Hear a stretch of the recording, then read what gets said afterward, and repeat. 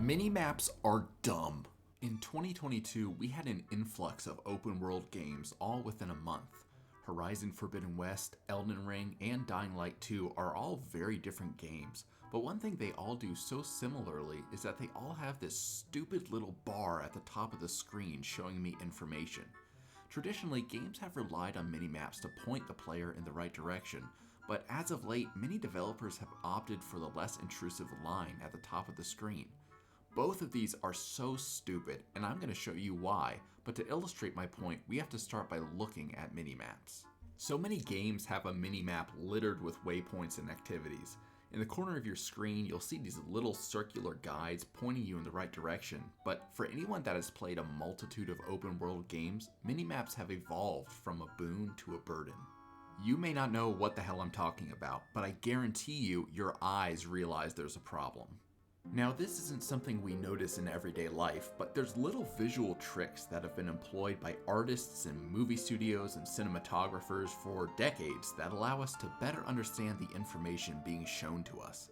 While entire fields of science are devoted to understanding the relation between our eyes and brain, I'm going to go out on a limb and say that if your eyes are static, they can get more information than if they're forced to move around. I mean, look at this picture, and you can instantly identify a lot of things. And the longer you look at the image, the more details you can identify. But if we take a new picture and shake it all around, you're going to struggle to identify as many details quickly. Why do you think so many people hate shaky cam in movies? It's difficult for us to understand what's going on if our eyes constantly have to dart around. In general, when someone is making a movie or a video game, they're going to align shots and the information you need to view in ways that cause your eyes to not have to quickly jump between different parts of the screen. I mean, shit, go back to some of the best art ever made, and you can see this in action. There are subtleties hidden throughout countless masterpieces that gently guide the eye across the canvas rather than forcing your eye to dart around. I'm going to flex some of my pretentious muscles and show you a painting by French neoclassical painter Jean-Auguste Dominique Ingres. Jean-Auguste Dominique Ingres. Close enough. When you first look at this painting, your eyes are likely drawn to the center of the canvas as we naturally look at the center of most media. We see an elaborate fan and bracelet standing juxtaposed against the pale skin of the woman, and that helps anchor our eyes to the center. From there, the eyes naturally begin to examine her form. Most people look to the left to look at that fine booty and then up to her side boob because that draws the male gaze. But notice how Ingres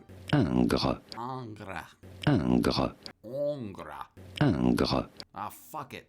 Ingres Draws the eye in a smooth arc using the curve of the woman's spine.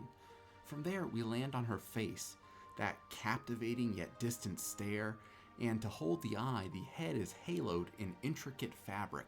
With her nose pointed to the right and her arm outstretched, the eye can then smoothly wander towards the magnificent blue tapestry which stands in contrast to the black background.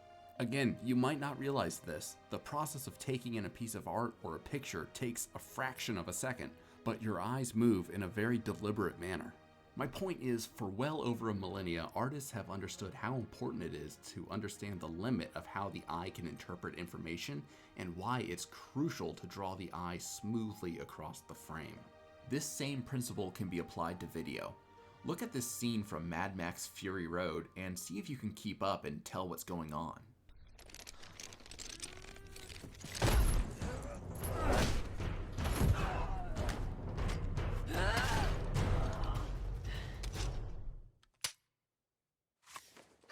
Now look at this scene from one of those Bourne movies and see if you know what's happening.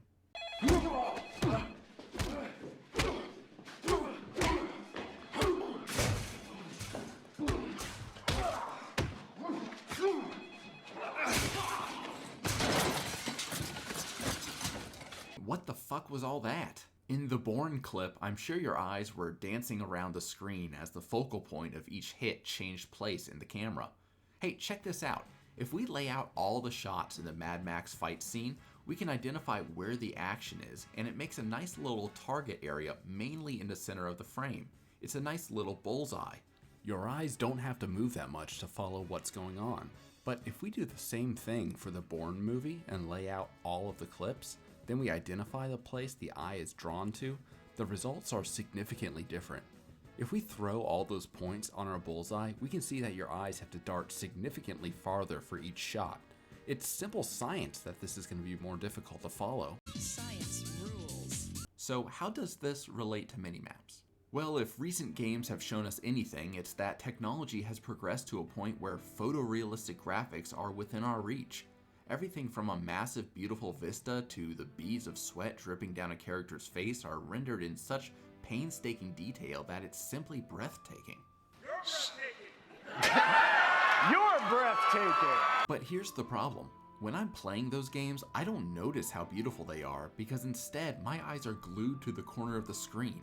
I'm assaulted with important information on one small quadrant of the entire screen, and I'm forced to look at that over and over to understand where to go and what to do. It takes hundreds of graphic artists several lifetimes worth of effort to render these awe-inspiring worlds for just one game, but over and over again, games have chosen to put a minimap in the corner of the screen or a little line at the top of the screen and make it essential to navigation.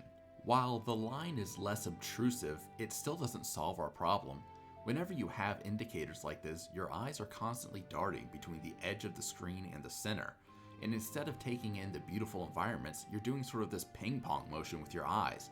We've become so accustomed to this back and forth that a lot of us don't even realize this is a problem, but here's how our brains work when we play any open world game with these indicators. Okay, so I need to go to the yellow point on my mini map, so let me just get on top of this building in order to get my way there, but it looks like there's some red points on my mini map, so I should be careful, but okay, so let me kill these soldiers first. Let me just focus on killing these guys here.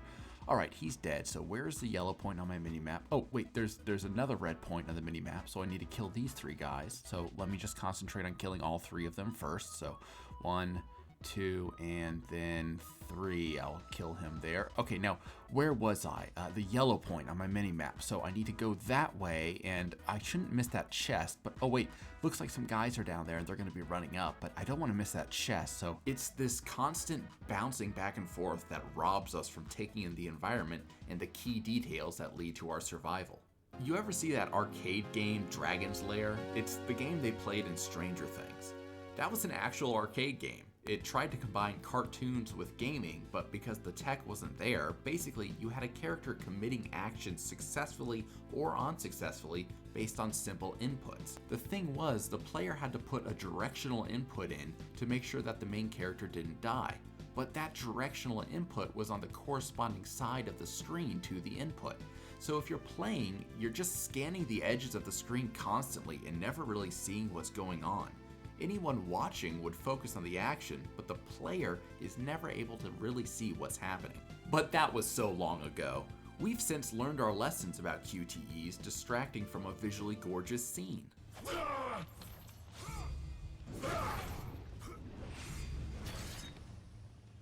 Oh no.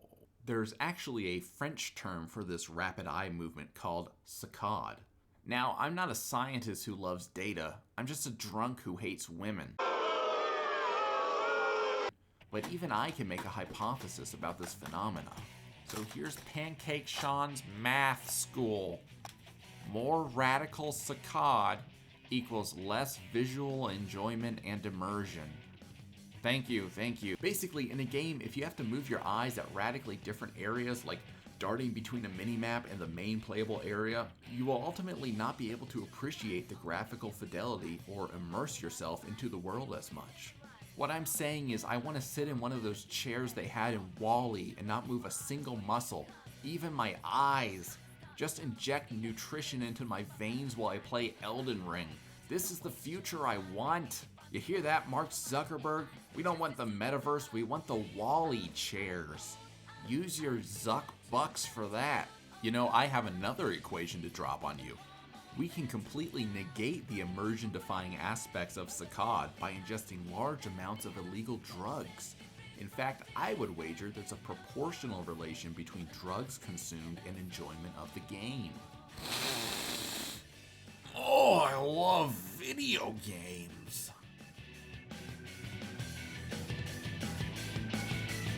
If you don't have access to copious amounts of illegal drugs, how do you go about solving this? Well, some games let you turn off the minimap or the guidelines, but that doesn't really help when the game is designed around these elements. Many open world games lean heavily on these elements as a way to lazily guide the player, and developers will feel that they can then make incredibly basic quests, because if the player has a minimap or guide markers, they can have their hand held to the objective marker in the distance. Well, I think I have a solution, and it has 2 prongs. Like one of those weird forks they use for holding meat while it's carved. I want to give that to game developers and then watch as they shove it in an outlet. These people don't know how to make video games. Fuck! So the first way to fix this is to give the player information so they don't need minimaps. If you've ever played Morrowind or Kingdom Come Deliverance, you'll know what I mean here. In those games, the quests have this great quality where they're actually not shitty.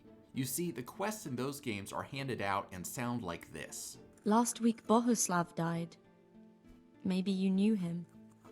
And nobody even blinked an eye. We desperately need help. While most games give you quests that sound like this. Another settlement has sent word that they need our help. I'll mark it on your map. Go find out what they need. We could use more settlements supporting our cause. I know that sounds the same, but Kingdom Come Deliverance actually doesn't show you where to go. You have to talk to a bunch of different people to figure things out, whereas Fallout just points you to a waypoint on your minimap. The thing that absolutely baffles me is that people primarily pick up open world games because they want to explore, and the minimap and shitty quests really take away that feeling of exploring the unknown. I mean, the minimap is bad enough, but when some dude tells you to travel across the map to get a book, and then a little line guides you straight to your destination, you don't really feel like you're exploring. Instead, you just feel like you're sent out on an errand. And I know some of you may think you still need to have a little line or a compass that shows you the cardinal directions so you can figure out where to go, but there's actually another way to solve for this. See, there's this big ball of light in the sky that gets in my eyes when I'm playing video games, but it actually can be used for some pretty neat things. In fact, just by looking at the position of the sun or the moon in the sky, you can figure out your cardinal directions pretty easily. If developers spent all this time on graphics, why not force me to look around their beautiful worlds in order to orient myself? I don't know, it makes sense. Why wouldn't they just do this? The first way game developers can reduce the need for guidelines is by creating quests that give the player details on where and how to complete them, while trusting that the player will use the environment to achieve their goal. Not only does it make it so you don't need a minimap or a little line, but I think this makes quests a whole lot more fun. I remember in Kingdom Come Deliverance, my fondest memory of that game was getting a quest from someone who was looking for their brother. They told me he went north, so I followed the road until I came upon a group of people and I asked for his whereabouts. I had to interview each person and some gave me conflicting information, but ultimately I was told that he was in a shack in the woods. To get there, I had to follow the road north, look for a deer trail that was heading east, and follow it until I reached a pond, and then head south. Those were the actual directions I was given. Night was falling, and I had to either find him fast or return to the safety of the village. I set off with a lantern in hand, and soon I could hardly see 5 feet in front of me. I stumbled upon a little beat-up trail and eventually found a tiny puddle of a pond as I shuffled through the overgrowth.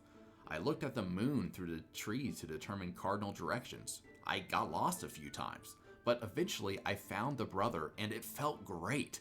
I was actually exploring and struggling, and if the game had just given me a waypoint or a guideline, I would have never felt the jubilation I felt upon finding the brother. Some developers may be hesitant to take away the minimap and instead implement vague directions for quests because they feel like many gamers are used to getting the waypoint and going on their merry way. Many would probably get frustrated if they had to explore and fail, but what a developer could do is simply create quests with directions and give the player the choice to toggle a minimap or direction guideline on or off. This way, people that wanted to truly explore the world could do so, while those that were more accustomed to getting guided down traditional lanes could go in the right direction and be satisfied. The other thing developers could do to mitigate the minimap problem while not having to worry about more casual players getting frustrated is implement a guidance system naturally into the world. A game that did this phenomenally was Ghost of Tsushima? Ghost of Sashimi did this in a fantastic way. The game has drop-dead gorgeous visuals, and I think the developers knew they wanted to ensure the visuals were not overshadowed by a rudimentary map. So what the developers of this game did was allow you to have an open map and place waypoints, but instead of a glowing trail or obtrusive marker, the wind naturally blows towards your goal. This is a fantastic solution because while I'm heading towards a goal, I'm also able to take in the beautiful environments. Look, things were not always like this. There was a time when minimaps and guide markers were truly necessary. When your system has 64 kilobytes of RAM, you can't exactly waste space on detailed quests that give the player vague direction. You have to use every byte you can, so quests have to be simple to save space. Or when your game is made up of a bunch of jumbled polygons, you can't exactly create environmental elements that subtly guide your player to their goal. But all those limitations are a thing of the past. Today, there is nothing holding developers back from eliminating minimaps except for their own laziness. We've had so many open world games drop at the same time in 2022, with plenty more on the horizon. Word puns. This is going to be one of the best years for quality gaming in a long time. But as I play more and more of these open world games that take scores of hours to complete, I find myself realizing that not everything is as wonderful as their presentation. I keep going back to the minimap or directional markers and find that they really detract from the overall experience. When I first started playing games, they looked like this.